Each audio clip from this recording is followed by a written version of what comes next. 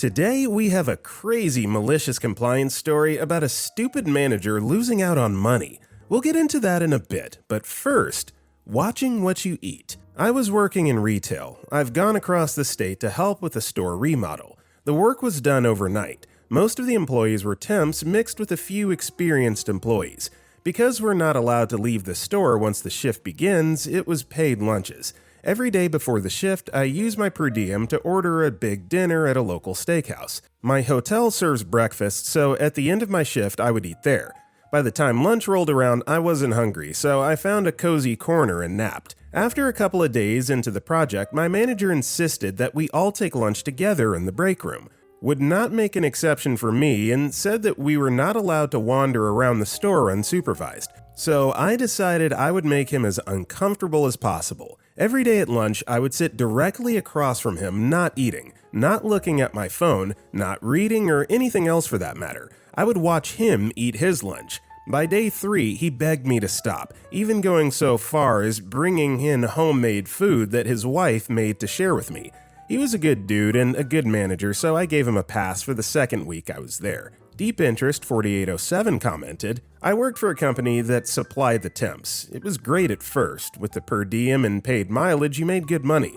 We weren't allowed to bring any personal belongings in other than tools. So normally, the last night, we would finish 3 to 4 hours early, and you would just hang out reading the books, magazines, or if they sold video games or computers, you would play the demos until the workers showed up in the morning. We switched chains, and the person that new chain had in charge would make everyone sit in the break room together.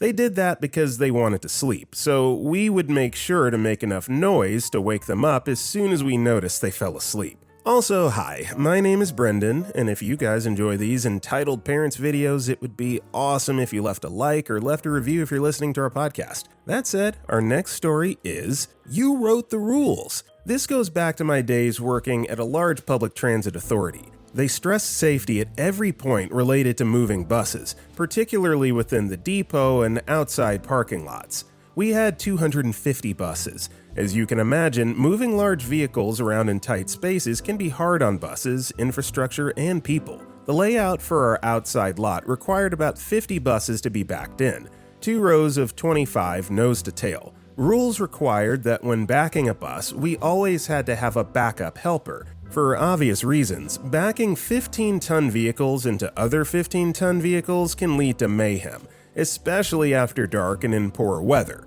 Management decided they didn't want to pay someone to stand around and do this. There were 6 shifters, operators working the yard to move buses after they pulled in, parked for the night, or moved to maintenance.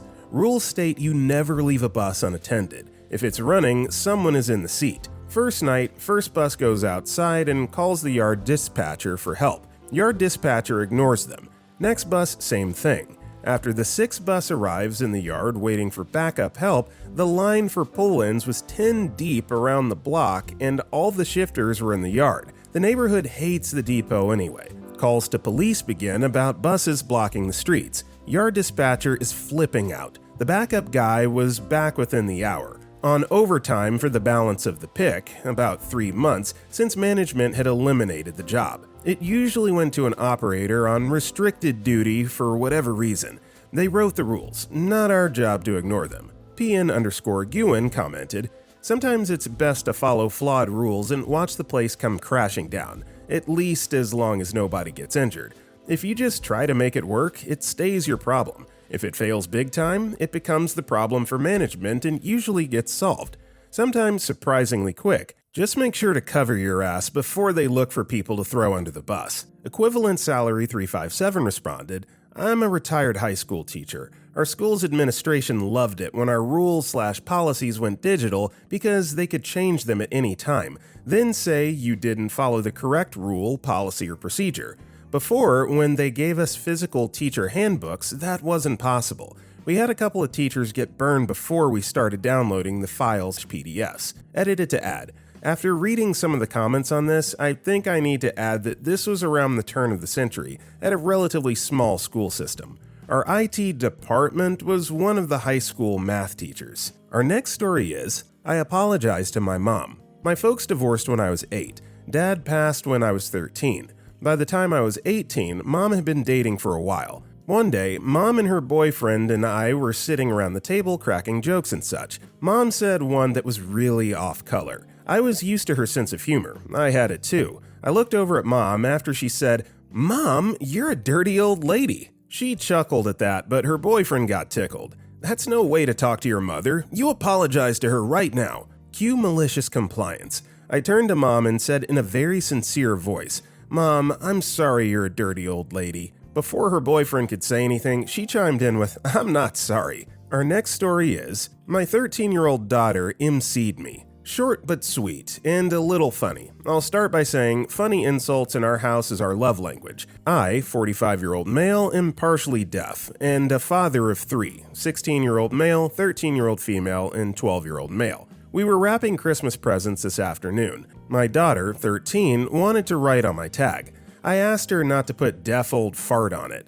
To her credit, she did not. She, however, put deaf mother freaker on it. When I saw that, I laughed and said, "Yep, your mother," then proceeded to write bench features on her tag. Gorgeous Pants responded, "I have a disability too, and we all take the pee out of it. It's actually quite funny. If I'm laid up in bed and I can't move, they'll put chocolate out of my reach or something that I want out of my reach, or put something really crap on the TV and then take away the remote control and then laugh. I then proceed to sing badly and loudly and threaten to tell their secrets. I wouldn't, unless I get the chocolate or remote control.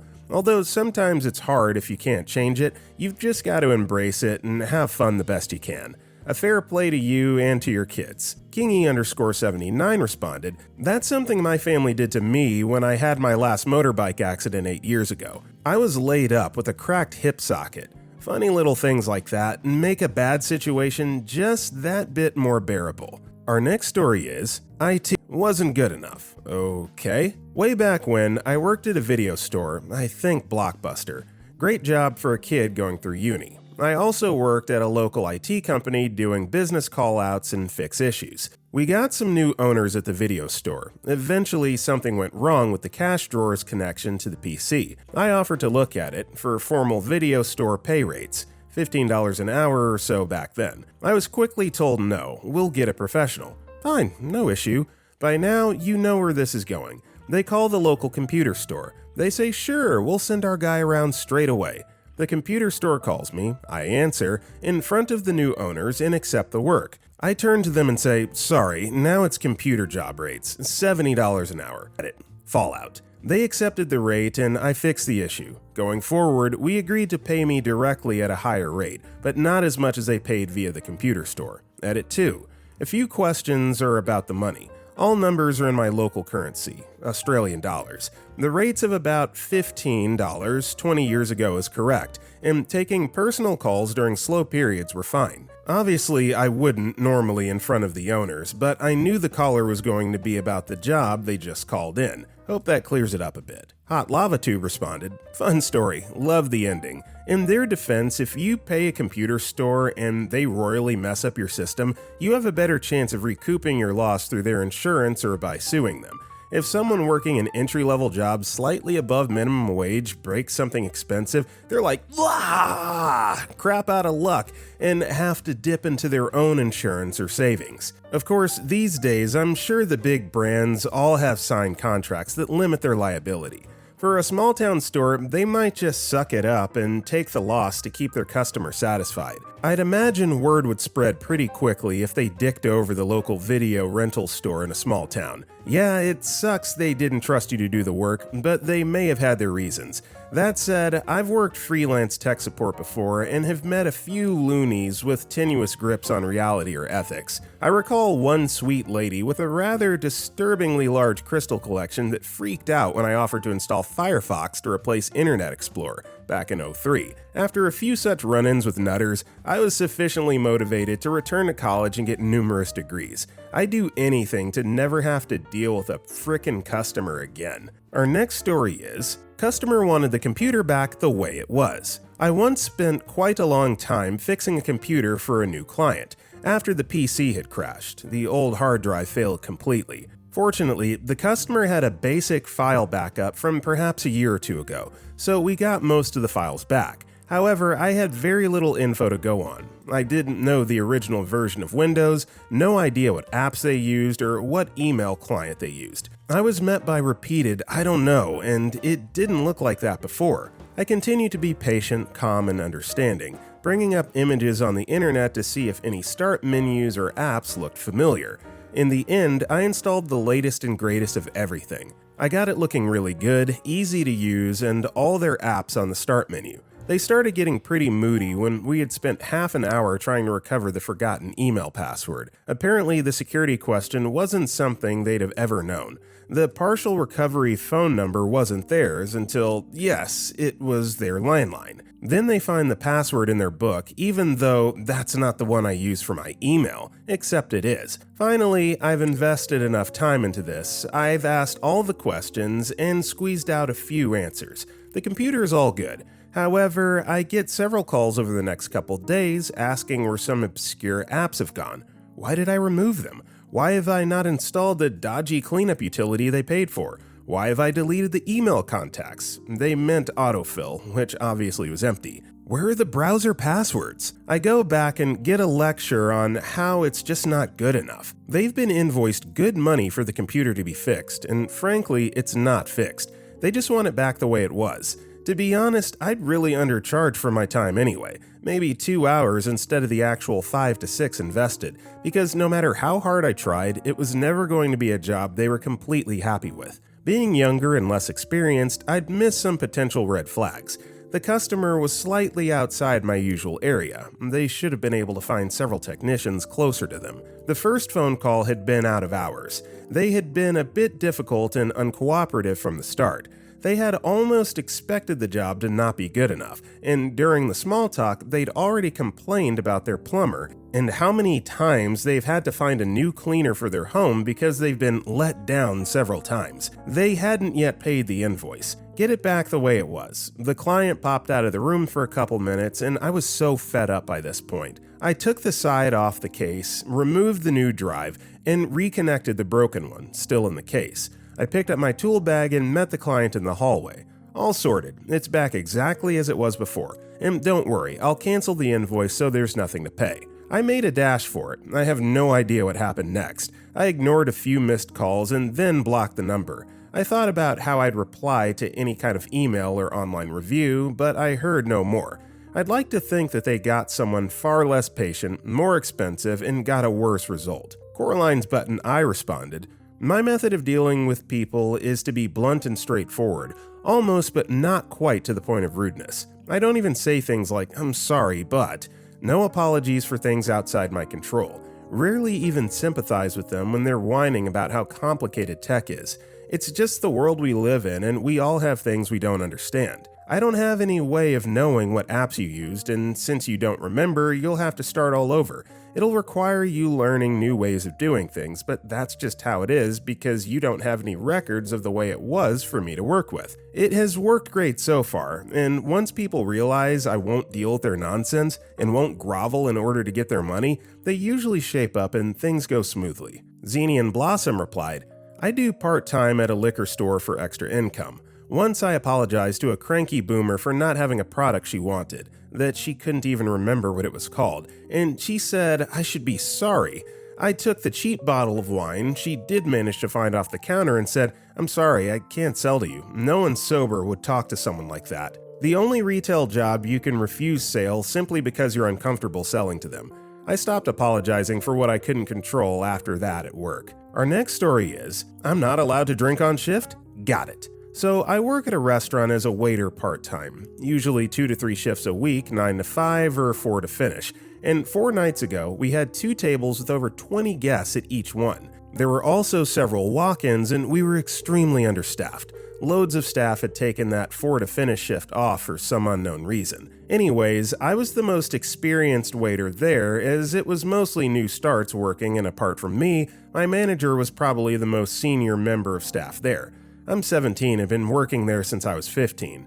I'm in the UK, so it's fine for me to be working at this age. I'm tasked with taking a food order from one of the tables. I go up and take the order and put their order into the tills. I then go to drink from the water bottle, which I had filled at the start of my shift, and my manager tells me, "You're not allowed to drink on shift. It's far too busy. Put it down." So I put my drink down. The next day I come in for my 9 to 5 shift and I don't drink. Then today I came in for my 9 to 5 shift again and I don't drink. My supervisor notices that I didn't even have my drink bottle in with me and asks why, and I tell him, "Oh, manager's name told me I couldn't drink on shift, so I don't see the point in bringing a water bottle anymore." And the supervisor says, "That's not right. You're allowed to have a drink at work. It's a basic human right." I'll have a chat with HR about this. Anyways, I just received a message from my manager basically saying that he's sorry for telling me I'm not allowed to drink and that he was wrong. My supervisor also texted me saying that he was embarrassed the manager in front of the whole management team and owner of the restaurant, as the manager had been giving the waiters questionable advice for the past while, and apparently the owner wasn't happy with him at all. I hope he learned his lesson not to tell me I can't drink. I'm not dehydrating myself for a minimum wage job. I'll drink when I want, whether I'm on the beach or in the restaurant. Polite Canadian 2 replied, "My daughter has worked at a big chain restaurant part-time for a number of years. Recently, she made a mistake that cost the restaurant less than $20. The owner offered her options of repaying the amount, possibly illegal, or getting written up. She said go for it. He wrote her up. Apparently, a few days later, he was roasted by a couple of managers in a management meeting for writing her up.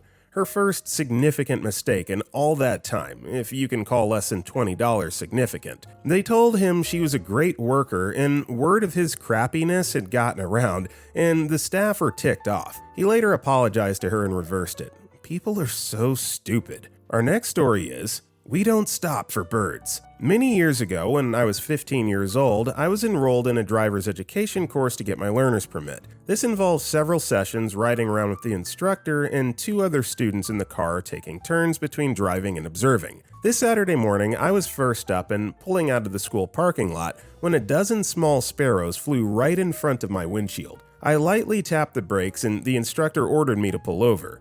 He always had you pull over and stop before he reprimanded you.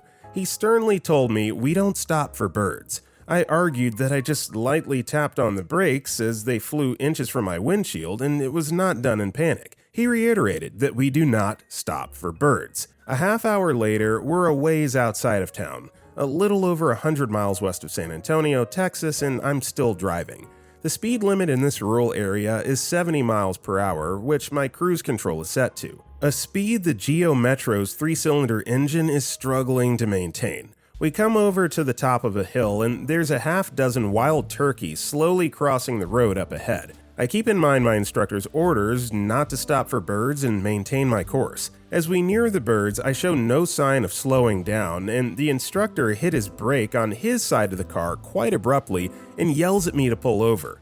He makes me get completely out of the car and started to berate me about not slowing down for the turkeys. With a straight face, I say, "Sir, you told me not to stop for birds." He gets a bit flustered, then stammers, "You know what I meant," and ordered me to switch places with the girl in the back seat. I didn't get to drive anymore that day, but this was my only major incident, so I still passed the course and got my permit. Not so funny side story, this girl that replaced me was the worst driver I've still ever ridden with to this day. He should have never passed her and allowed her to get her license. A year after this, when she was pulling into a Sonic, she mixed up the gas and the brake and plowed through the picnic tables, sending a family of 4 to the hospital. Leper Mime commented, "Texas driving instructors are a special breed. Years ago, when my mother was getting her passenger endorsement to drive a 15-passenger van for school activities, the instructor started off by very clearly stating that passengers are always the priority. Then, while doing skill checks, she yelled, 'Squirrel!' Mom kept driving and the instructor berated her for killing a hypothetical squirrel.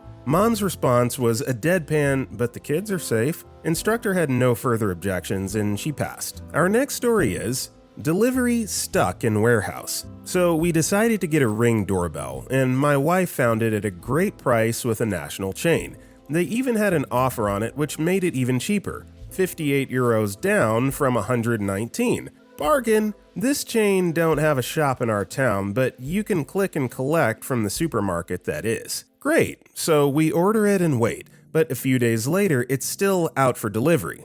do a live chat with their customer service, and it's stuck in the warehouse, but they try and unstick it for me. A few days later, and it's still out for delivery. Another live chat, and it'll be there in a few days. Now it's getting to the end of the collection deadline, so I live chat again. Answer is that it's stuck in the warehouse and won't get unstuck. The only answer is to cancel the order and buy again.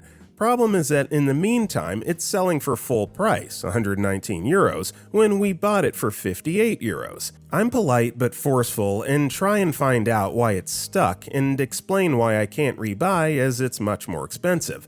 It's still on sale on their website. I can go into a store and buy one there, and then they're even giving them away with TV sets. Suddenly, we realize what's happening. They've sold it too cheaply and have changed their mind. So I kick up and fuss and get offered 5 euros to speak to a manager. I'm told I'll be called back in 3 working days. A manager calls me back 5 minutes later and offers me a voucher for 62 euros, the difference in value between what I paid and what it's on sale for. This way I can go back online and buy it at the price I bought it at. Yeah, of course I'm going to do that. So I wait a few weeks till they're doing their Black Friday deals. It's on sale for 61 euros. We've now got a $2.99 Ring doorbell. Miss Slayer 1 responded, "Many years ago, I went to the GMC dealership to look at new trucks. They didn't have exactly what I was looking for, so they showed me a computer that I could use to customize one to be ordered. This was barely after monochrome monitors, mid-90s. I loaded my truck out to see the cost. It was lower than the ones on the lot, way less. I figured it was because I was ordering it and that it wouldn't be sitting on the lots costing them interest. I thought great and told them I had everything I wanted. They printed it out and we went and did the contract and I gave them my down payment. It would take 2 months to be delivered. I had my own financing all lined up, just needed the VIN, so everything was a go. I get a call saying my truck is on site, so I go to pick it up. They review the contract and suddenly realize they fucked up. About 5K fucked up. The computer was set to employee pricing. I was not an employee. They did a half-ass to renegotiate. But because we had signed an agreement, they couldn't back out of it nor have negotiating power. It felt so good to screw over a dealership that screws over so many folks. I really enjoyed that truck. I kept it for almost 20 years and still got a good deal of money for it when I sold it.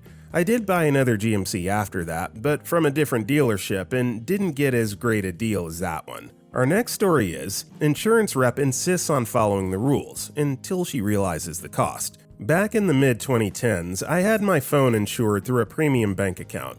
The deal was simple. Pay a fixed excess and they'd either repair or replace your phone. The excess was the same whether it was a cracked screen or a full replacement, so it seemed like a solid arrangement. One day I cracked my phone screen. It still worked fine and I had a holiday coming up, so I decided to wait until I got back to file a claim. When I finally called the insurance company, the representative asked when the damage had happened, so I told her honestly.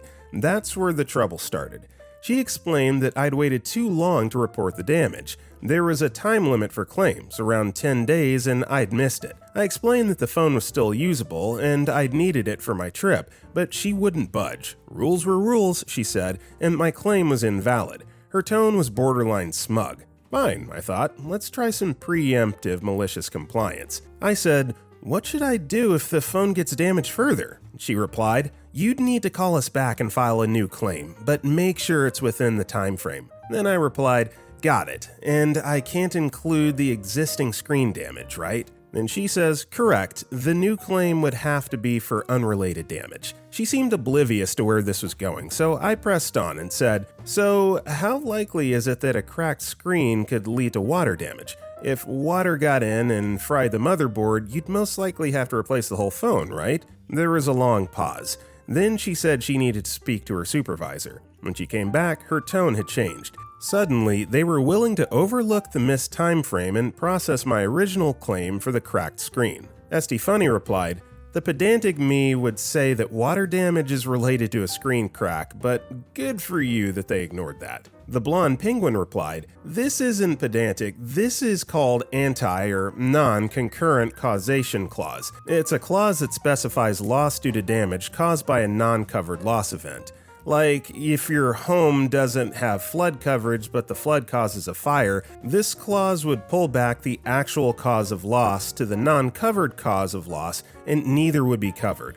If there isn't an anti-concurrent causation clause, the water damage would not be covered, but the smoke and fire damage would be. If this is a real story, then the person on the phone was unaware of the form language, or they have a concurrent causation clause. Most insurance policy forms will have one or the other. So in theory, if the phone was damaged by water, a concurrent causation clause would allow for the water damaged parts to be covered without the screen, which maybe costs significantly more than the cost of the screen, so to mitigate future claims, they eat the screen repair. Sorry, my inner insurance nerd is strong. Our next story is Halloween candy. This happened a few years ago, but I saw another post and it reminded me of this story. So I used to work overnight at a grocery store, think similar to Walmart, stocking shelves. We were supposed to follow planograms, which would basically just tell you where things were supposed to go on the shelves to keep all the stores uniform. Like every year, we started receiving large amounts of Halloween candy. Instead of putting it in the normal candy aisle, we had a seasonal section where it would go. No problem, but it wouldn't fit, and it wouldn't fit up in the steel where we would keep overfill product. My manager and I looked in the candy aisle and saw it was pretty wiped out, without any of the usual items to stock. So he told me to just put the Halloween candy in there and make it look nice. For the next couple nights, I noticed it was selling really well. Day 3 or 4, the store director came in early and pulled me aside and basically berated me for stocking things outside of the planogram and not following procedure. I tried to explain, but he didn't want to listen. Fine, cue malicious compliance. My manager and I spent 2 hours removing everything that didn't belong in the aisle and rearranging it. There was probably 10 to 15 missing products that just left an empty spot in the shelves. It looked terrible. We took all the extra candy and just parked it in the back since there was nowhere to put it. Oh well, not our problem. Came in the next night and he had written a note saying, "Please fill in all holes in candy aisle." My manager wrote back, "Sorry, can't, no product in store according to planogram." Came in the next night and the day people had put all the candy where I had it in the aisles. Store manager never complained about the way we stocked again for the next year I worked there. Greg_White commented, "One thing of many I learned as a manager and taught my supervisors and team leaders, always ask open questions. Why is all of this here? What do you think would be the outcome if we followed the planogram plan diagram? Basically, ask some good open questions that helps you see things their way and try your best to understand the thinking, potential outcomes, consequences, etc. Then try to figure out the best thing to do together. I mean, these people work in that space all day. I'm just visiting. They likely know more than I do. Doesn't mean they're 100% right all the time, but they probably have some very valid points I can't grasp with just a visit." With that being said, that is all the time we have for today. If you enjoyed today's video, drop a like and comment below, and if you want to check out our other videos, click the video on the right. With that being said, I'll see you all next time.